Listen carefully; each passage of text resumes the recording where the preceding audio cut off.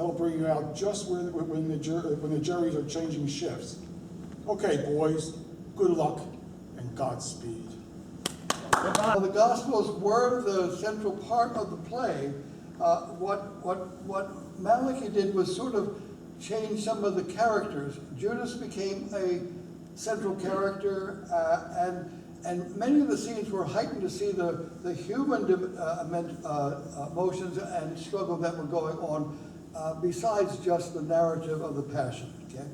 In the fall of '58, the version of Mark Twain's Prince and the Pauper, where King Edward, the young King Edward, and Tom Canty changed places, and there are consequences for their misadventures. And I have two scripts for that, or actually three, and one of them is for Canty, and one of them is for Prince, and the other one is for the Guard. Come on. Okay. I swear that tomorrow this is not going to be, reviewed in the New York Times. Okay. Two. Okay. I'll be the Guard. Okay. Mind your manners, beggar. Guard, you dare to treat a poor boy like that? Open the gates and let him in. At once, Your Highness. You look hungry. Come with me. See that? That's okay. One would No, never line, expect. line. Know your lines. Know your lines. What's your name, boy? Tom Caney, sir. And where do you live?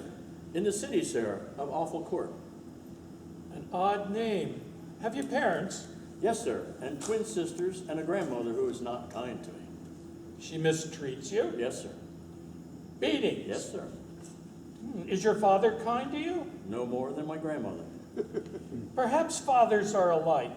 Mine does not beat me, but he is cruel with his words. They cause me no harm, sir. I have two sisters myself, Lady Elizabeth and Lady Mary. Tell me, how do your sisters treat their servants? We have no servants. He pauses. Then who dresses you? I mean, when you wake in the morning. Sir, we each have just one set of clothes. How odd.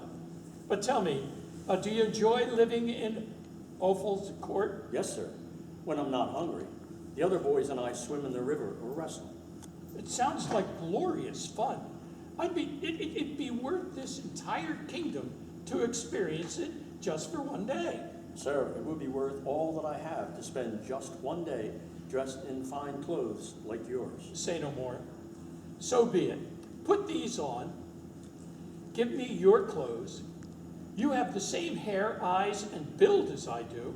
No one could tell which of us was the Prince of Wales. I think that while it's fresh in my mind, I'll go punish that guard who treated you so cruelly.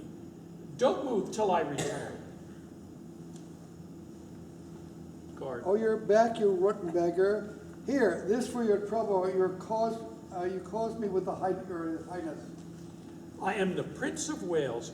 You'll hang for laying your hand on me. Off with you, you crazy rubbish.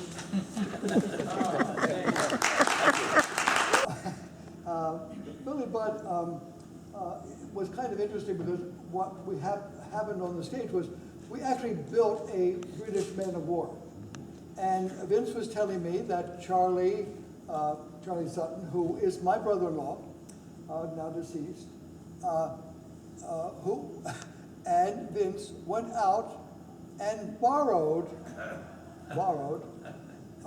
a telephone pole for the mainmast. and the whole ship took up the entire stage with rigging. It was actually magnificent, okay?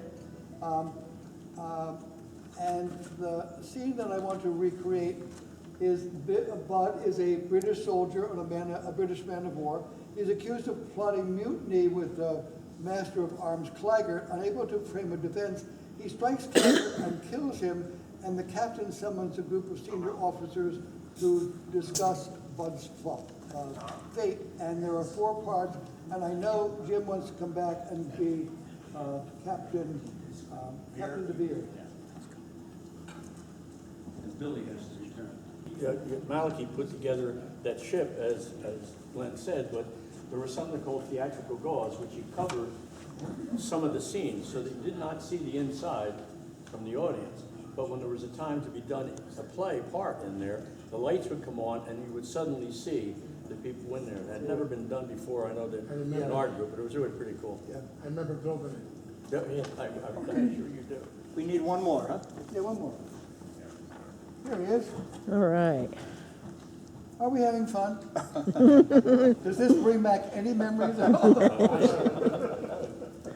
We're just the older versions of what we did 60 years ago.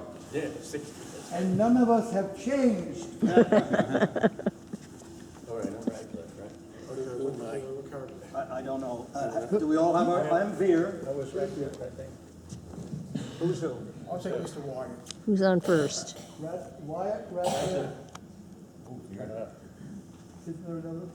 Seymour? Seymour. Seymour. And DeVere. Good. All right, Claggart was killed because Bud couldn't speak. In that sense, then he stammers. He's a cripple. You don't hang a man for that, for speaking only the way he could. If you condemn him, it's the same thing as condoning the lie the master at arms clearly told. I had struck him myself. The boy is clearly innocent. He struck it in self-defense. Bud killed a man, his superior officer. Your verdict sets him free, and so what I wish to do. But are we free to choose, as we do, if it were private citizens? The Admiralty has its code. Do you think it cares who Bud is, who you and I are? We don't forget that, sir. Surely, even within that code, each crime is different. We can't ignore the facts. The facts come. You know the facts, which are the Mutiny Act provisions. At sea, in time of war, an impressed man strikes a superior officer, and the blow is fatal. Now, according to the Act, the mere fact of the blow would be enough to hang him, be it fatal or no. Now, the men know this as well as you and I. They know the penalty for Bud's action. But they know Bud, sir, Claggart too, I dare say, as well as any dry letter of the law. They would applaud the decision that frees Bud. They'd thank us for it and fight the better when the time comes.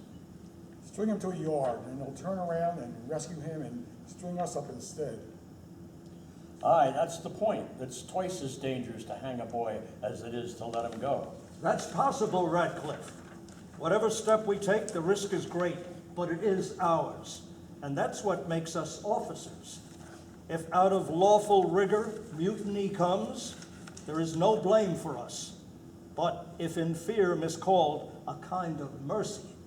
We pardon Bud against specific order, and then men revolt. How culpable and weak our verdict will appear. I concede that, sir, but in this case, it's exceptional and pity.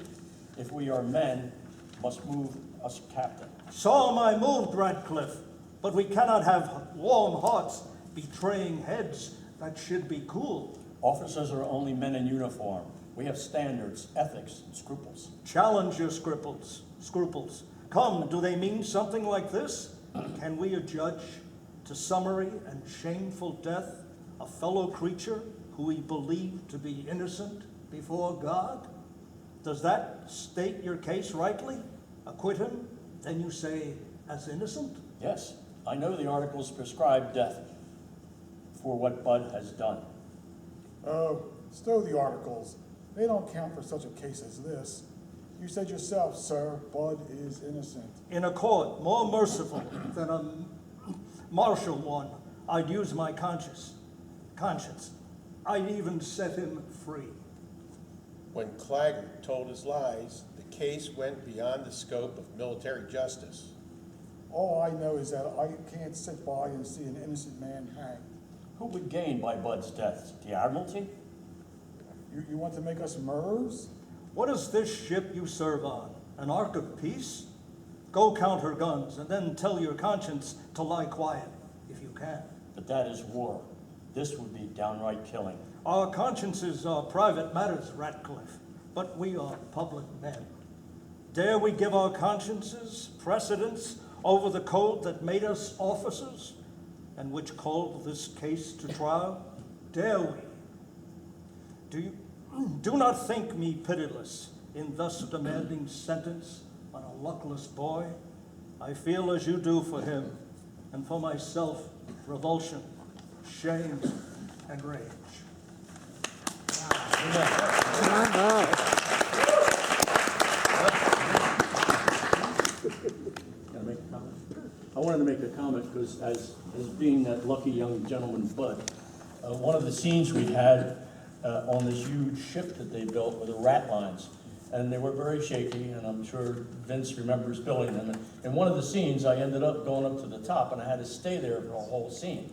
Now, down below, there was a lot of rustling and whatnot on the bottom, and I did hold on for dear life, because it was not easy holding on as the rat lines get smaller and smaller on the way up. I do remember that very well.